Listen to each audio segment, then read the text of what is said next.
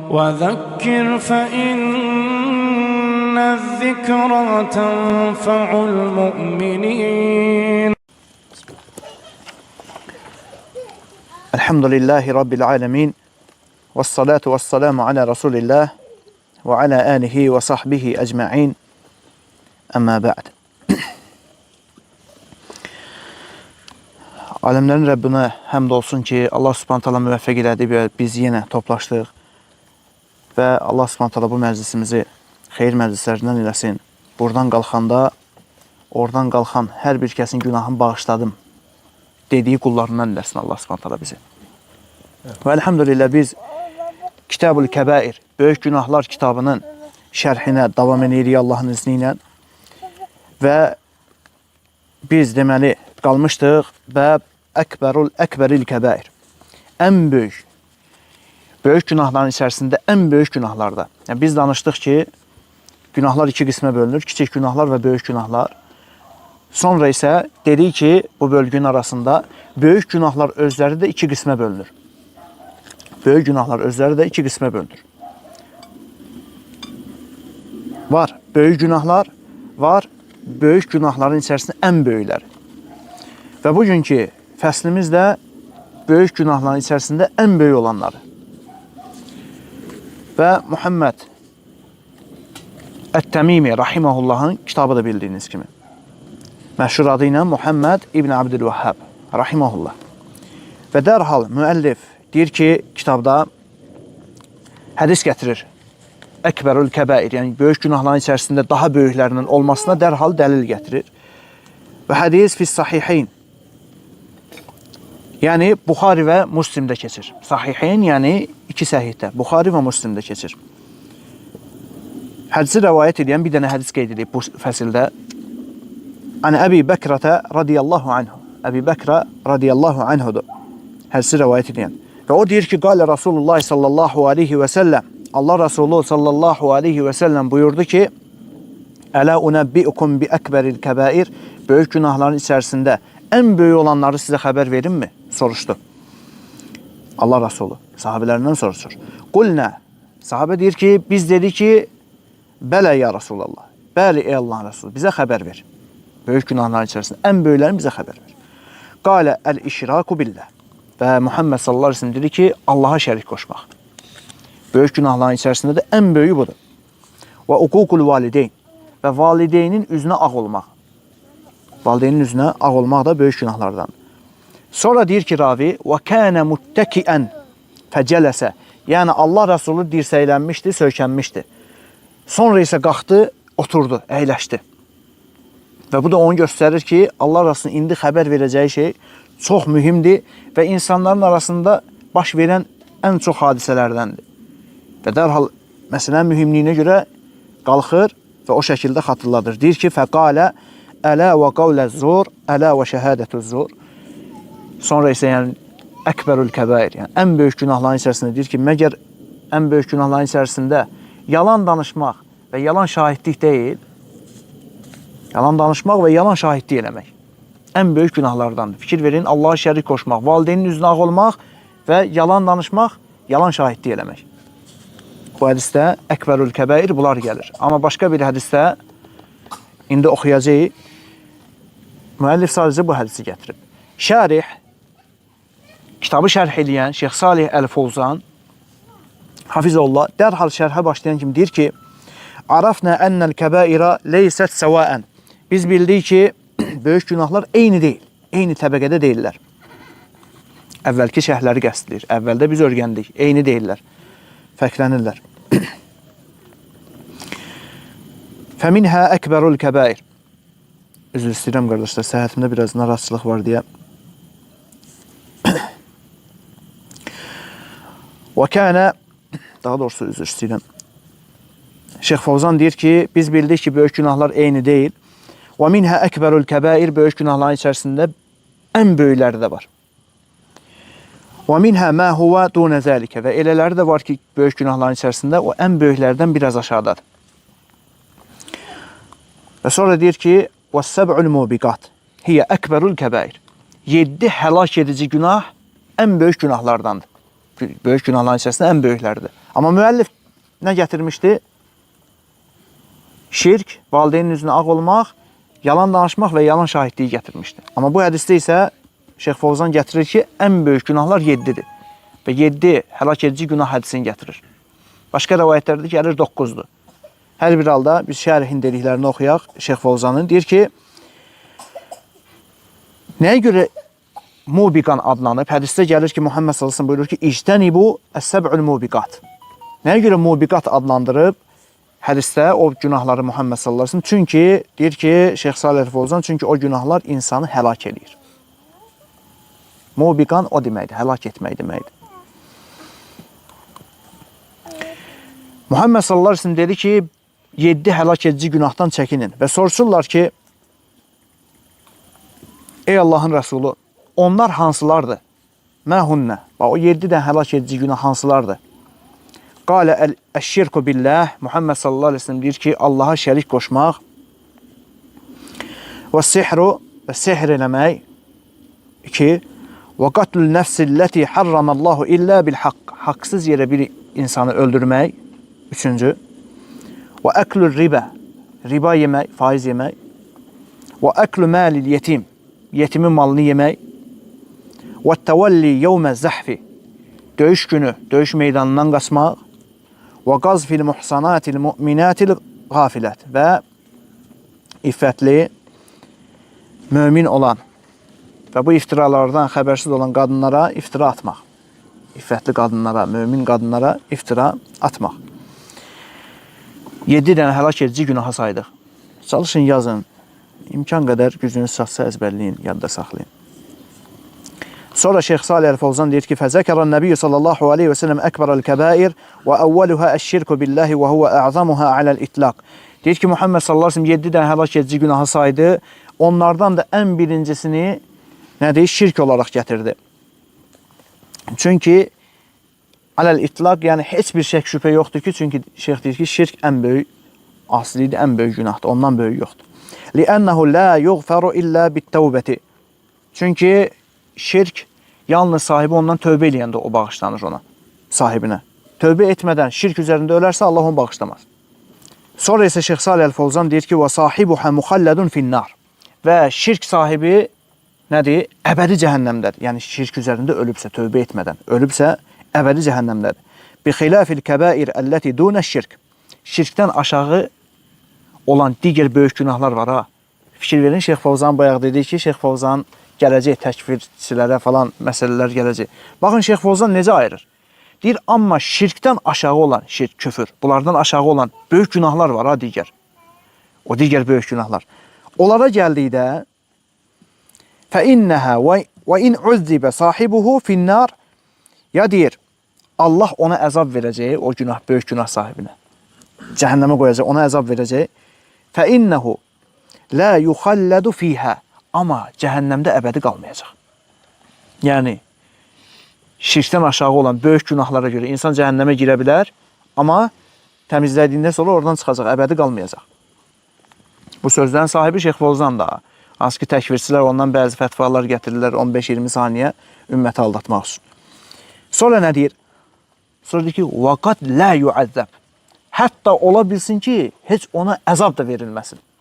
Birbaşa Allah onu ola bilsin, bağışlasın. Yəni, təhtən məşiədir. Fikir verin, şirk, küfür, bunlardan aşağı olan hətta böyük günah olsa belə, ona deyirlər təhtən məşiə, Allahın istəyi altındadır.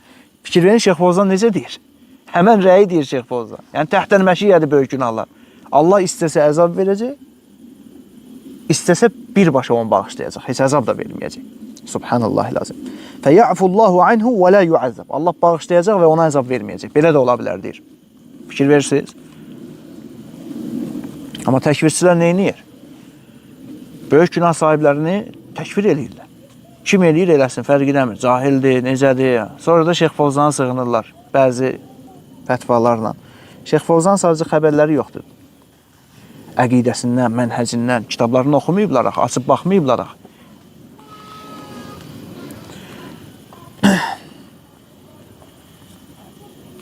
Sonra isə ikinci böyük həlak edici günahlardan Muhammed sallallahu aleyhi və səlləm dedi ki, uququl valideyn. Diqqətlə qulaq asın, qardaşlar. Valideynin üzünə ağ olmaq. Sonra Şeyx Fovzan deyir ki, لِأَنَّ اللّٰهَ لَمَّا ذَكَرَ حَقَّهُ ذَكَرَ حَقَّ الْوَالِدَيْنِ. Çünki Allah subhanahu teala öz haqqını xatırladan kimi dərhal valideynin haqlarını xatırladıb ayələrdə bizə. Fikir verin, o ayələrdən dəlillər gətirir. Allah subhanahu teala buyurur ki, وَعْبُدُ اللّٰهَ وَلَا تُشْرِكُ بِهِ شَيْئًا وَبِالْوَالِدَيْنِ إِحْسَانًا.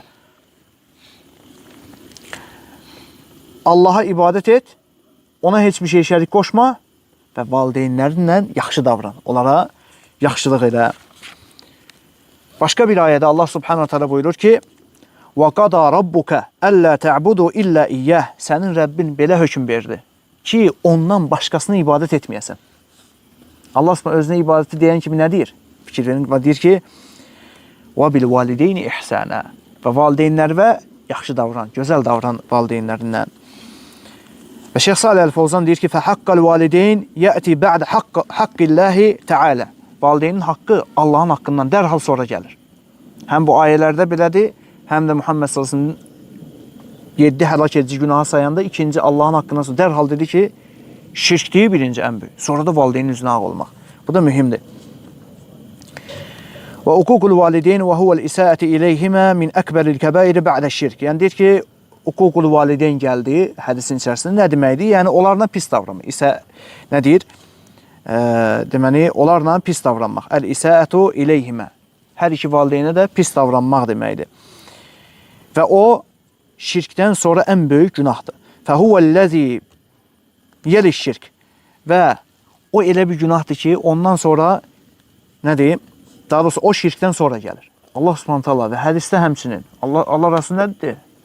Ən birinci həlak edici günah şirkdir. Sonra nədir? Valideynin üzünə ağ olmaq. Fikir verin. Ona görə deyir ki, Şeyx Fovzan, şirk zikr olunandan dərhal sonra o gəlir. Görün, nə qədər əzəmətli bir günahdır. Halbuki şəriətdə çox böyük günahlar var. Allah subhanahu heç birini zikr eləmədi. Hədisdə heç biri zikr olunmadı. Ona görə valideynlərdə diqqətli olmaq lazımdır. Və şeyx deyir ki, vəl-i'yazu billah, bundan Allaha sığınırıq, valideynin üzünə ağ olmaqdan. Kəmə ənnə haqqal valideyni yəlit təvhid. Və həmçinin deyir ki, necə ki, həmçinin valideynin haqqı nədir? Allahın tövhidinə dəvət olunandan sonra dərhal zikr olunub. Fikir verirsiniz. Allah subhanahu tövhidə çağırıb, dərhal valideynin haqqını xatırladıb. Allah subhanahu buyurur ki, وَعْبُدُ Allaha ibadət et. وَلَا تُشْرِكُ بِهِ شَيْئًا. Və ona şərik qoşma. Tövhid yerinə oturdu, ibadət etdin, şirk qoşmadın. Dərhal Allah subhanahu deyir ki, وَبِالْوَالِدَيْنِ إِحْسَانًا. Və keç bu əmələ.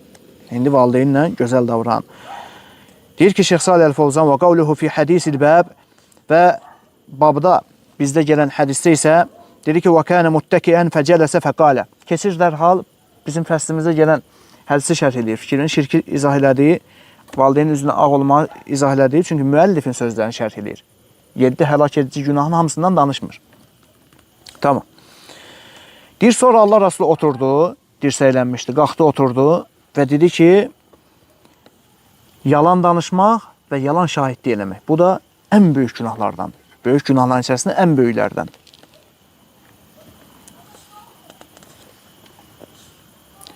Sonra isə hədisin sonunda dedi ki, sahabə deyir ki, فَمَا زَالَ يُكَرِّرُهَا حَتَّى قُلْنَا لَيْتَهُ سَكَتَ. Bu sözü deyir, o qədər təkrarladı ki, Allah Rasulü oturandan sonra. Yalan danışmaq, yalan şahidlik, yalan danışmaq, yalan şahidlik. O qədər təkrarladı ki, biz dedik ki, kaş ki susaydı. Qorxdular Allah Rasulü sallallahu aleyhi ve sellem qəzəblənməyindən, ona bir çox təkrarlanmağı ilə ona bir zərərin toxunmağından. Yox, kaş ki susaydı, yəni Allah Rasulü danışmağı xoşlamırlar deyə demirlər bunu. Yəni çünki Muhammed sallallahu aleyhi ve sellem bu günahın şiddətliliyindən qəzəblənir. Və onlar da onu sakitləşməyi üçün bunu istəyirlər, arzulayırlar. Hədisdə gəldi ki, qavlu zur və şəhədətü zur. Zur kəlməsi nə deməkdir? Şeyx ona izah verir. Gəlin izah edir, çünki fayda var həqiqətən o kəlmənin izahında. Deyir ki, huvəl kəzib. Zur kəlməsi yalan deməkdir. Yalan demək. Nəyə görə Peyğəmbər sizin birbaşa kəzib deməyib, yalan deməyib? Zur kəlməsilə bunu açıqlayıb. Məsələn, izahı var. İzahı nə deyir? Gəlin toxunaq. Deyir ki, summiyə zuran li'ənnə sahibəhu yüzəyyinuhu və yüzəvviruhu və yuhəssinuhu həttə yuqbəl. Çünki sahibi o sözü bəziyir və onu təhrif edir. Yüzəvviruhu, yəni onu təhrif edir, mənasını dəyişir. ki, hətta eşidən qəbul eləsin. Ona görə belə adlandırılır. Fəl-kəzibu yuzavvaru və yuhassanu və yuzayyanu həttə yazunnuhun nəs sidqan və haqqan. Yalan elədir. Yalanı danışan insan onu o qədər bəziyib, o qədər təhrif edib, dəyişib oradakı şeylər. Elə formada danışır ki, sən hətta onu eşidən ondan qəbul etsin deyə. Ona görə bu cür adlanıb. Və şeyx deyir ki, yalan sözün ən böyüyü də yalan danışmağın, ən böyük yalan danışmaq da Allaha şirkdir. Allaha şirk qoşan yalan danışmış olur. Yəni Allahdan qeyri ilahın olduğunu iddia eləmiş olur və bu da yalandır. Ən böyük yalan da ona görə deyir ki, şeyx budur. Və dua qeyrillə və Allahdan qeyrisini çağırmaq, dua eləmək və bu da yalandır. Çünki məsələn, sən buradan hansısa bir kimisə çağırırsan, ya filan kəs köməyimə çat, eləmi? Əslində, hər bir yerdə səni eşidib, səni köməyivə çatmaq gücü Allahdadır.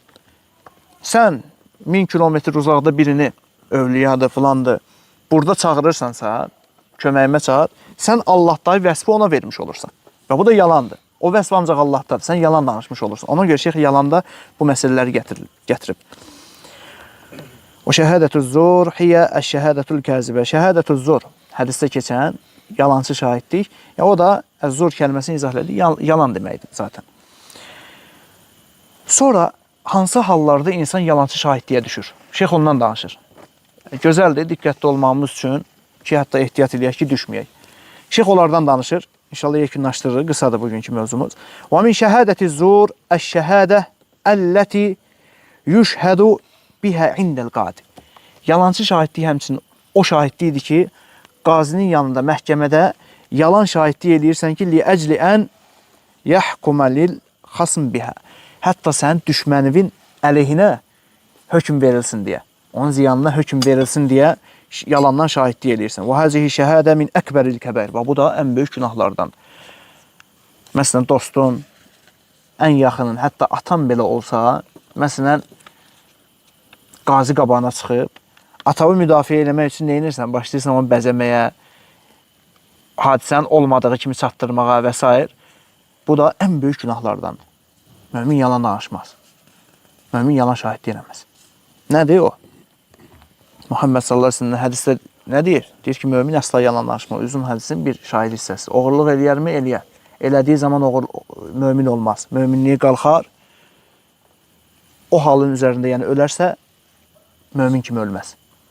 O əməli tərk edəndən sonra möminliyi ona qayıdar. Uzun bir hədisdir. Sonra isə deyir ki, mömin yalan danışarmı? Əsla danışmaz. Əsla. Mömindən əsla yalan danışmaq olmur. 3 hal istisnadır. Döyüş halında, döyüşdə icazəlidir və həmçinin insanın iki mömin qardaşın arasında küskünlük varsa o halda onları barışdırmaq üçün burada da yalan, böyük yalanlar olmamalıdır. Fəsad törədəcək, sonradan fəsad olacaq yalanlar olmamalıdır. Xəfif, məsələn, Əxıcan, filan kəs səndən barışmaq istəyir əslində, utanır sənə yaxınlaşmaq. Gəlib o birisine deyirsən ki, o səndən barışmaq istəyir, utanır səndən gəlib görüşməyə. Hər ikisi də elə bilir ki, qarşı tərəf istəyir gəlməyi və birləşirlər. Belə barışdırırsan, belə xəfif bir şeylərlə. Üçüncü yalan danışma icazəli olduğu da kişinin öz həyat yoldaşına yalan danışma icazəsidir. Bu da, qardaşlar, buna da diqqət etmək lazım. O demək deyil, yəni, sən necə yalan qəsd olunur? Kişinin həyat yoldaşına danışacağı yalan. Yəni, məsələn, yemək bişirib, yaxşı çıxmayıb. Dadlı deyil. Deyirsən ki, necə gözəl bişirmişsən, məsələn, necə dadlıdır bu yemək? Məsələn, geyinib, yaraşmır ona. Deyirsən ki, necə gözəl yaraşır sənə. Bunlar qəsd olunur. Onun qəlbini qırmamaq üçün, qəlbini xoş eləmək üçün, ailə bağlarının güclənməyi üçün. Bunun üçün bəzi şeyləri deyirsən, amma başqa şeylərdə yox. Yəni, belə böyük yalanlar yox.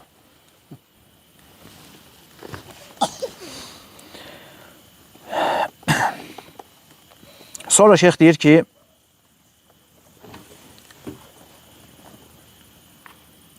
keçək buranı inşallah, təkrarları var. Sonra həmçinin yalan şahidlikdən وَالَّذِي يَشْهَدُ لِصَاحِبِهِ شَهَادَةً مِنْ هَذَا النَّوْعِ اِنَّمَا يَضُرُّهُ. Kim yəni yalan şahidlik eləyirsə, o ona zərər verir. لَا يَنْفَعُهُ. Şeyx deyir ki, ona heç bir fayda verməz. Zaten yalan şahidlikdən ona heç bir fayda verməz. Qazinin yanında məsələn yalan şahidlik eləyib ki, nəyisə götürə bilsin. Bu şahidliyi deyir, ona zaten xeyir verməz, ona zərər verər. لِأَنَّهُ, fikir verin, أَدْخَلَ عَلَيْهِ مَا لَا يَسْتَحِقْ. Çünki yalan şahidlik eləməklə qazinin hökmünü dəyişib, haqlı olmadığı şeyləri götürüb. Fikir verin, haqlı olmadığı şeyləri götürüb. Və əxadəl haqqa min sahibihi. O, ona verilən şeylər başqasının haqqı idi. O yalan şahidliklə, yalan danışmağı ilə başqasının nədir? Haqqını qəsb eləmiş olur. Və bu da böyük günahlardandır. Və təhəvvənə bi haqqilləhi subhanahu və təala. Həmçinin Allahın haqqını nədir? Səhlənkarlıq eləmiş olur Allahın haqqında. Və şəhədətü zur xatirətun ciddən və yalan şahidlik olduqca təhlükəlidir. Çünki dedik ən böyük günahlardandır. وَلَكِنَّهَا أَصْبَحَتْ عِنْدَ كَثِيرٍ مِنَ النَّاسِ مِنَ الْأُمُورِ السَّهْلَةِ. Lakin deyir, insanların çoxunda bugün bu məsələ asanlaşıb. Yalan şahidlik, yalan danışmaq, aldatmaq. وَلِهَذَا يَنْبَغِي التَّنْبِيهِ وَالتَّحْذِيرِ مِنْهَا وَمِنْ عَقَائِبِهَا. Deyir, bizə yaraşan odur ki, bu məsələdən ehtiyatlı olaq, ondan çəkinək, çəkindirək və onun pis aqibətlərindən çəkindirək və həmçinin özümüzdə çəkinək. وَمِنْهَا. Həmçinin yalan şahidlikdən, qardaşlar. İnşallah şeyxin axırıncı gətirdiyi səhv etmirəmsə məsələdir. Həmçinin yalan şahidlikdəndir ət-təzkiyyət əl-batilə. Yalan və yaxud da batil olan təzkiyələr. Şeyx misallar verir, biraz genişləndirmək olar sonradan. Fəllezine yuzakkuna eş-şəxs. Məsələn, bir şəxsi təzkiyə eləməyə başlayır bir kimsə. Deyir, və huve gayri əhli lit-təzkiyə, əhlun lit-təzkiyə. Deyir ki, o isə tərif elədiyin kimsə isə, təzkiyə etdiyin kimsə isə, əslində o təzkiyəyə layiq bir insan deyildi. Onun əhli deyildi. Sən isə onu tərifləyirsən, onu təzkiyə edirsən. Yədxulu fi bəbi şəhədəti zur. Bu da yalan şahidliyə daxil olur. Fəəntə, sonra misal verir, fəəntə izə zəkkeytə şəxsən bi ənəhu tayyib və xuluq. Deyir, məsələn, sən deyirsən ki, filan kəs gözəl insandır. Filan kəs əxlaqlıdır. Amma deyil elə. Yalan şahidliyə girir. Ona görə də insanları tərifləməkdə də, insanları pisləməkdə də ehtiyatlı olmaq lazımdır. Ehtiyatlı olmaq lazımdır, çünki dil əzəmətli neymət olduğu kimi əzəmətli bəlalar da var.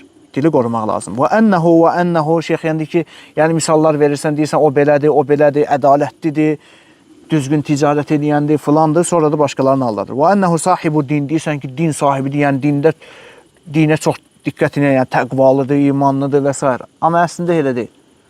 Ona görə insanlar tərifləyəndə də, pisləyəndə də diqqətli olma. Və huvə leysə kəzəlikə fəhədə mimmə lə şəkkə fihi ənəhu min şəhədəti zur və lə'iyyazı bilə. Şək yoxdur ki, bunların hamısı nədir? Yalan şahidliyə daxil olur və bundan da deyir, Allaha sığınırıq. Allah subhanahu ta'ala istəyirəm ki, bizim məclisimizi xeyir məclislərindən nəsin, eşlib faydalanmağa müvəffəq etsin. Allah subhanahu ta'ala yalan danışmaqdan, yalan şahidlik eləməkdən bizi qorusun. Şirkdən, valideynin üzünə ağ olmaqdan bizi qorusun. Və 7 həlak edici günahlardan hansı ki saydıq, Allah subhanahu bizi qorusun və bütün günahlardan həmçinin. Subhanəkəllahumma və bihamdik, əşhədu ən la ilahə illə ənt, əstəğfiruka və ətubu ileyk.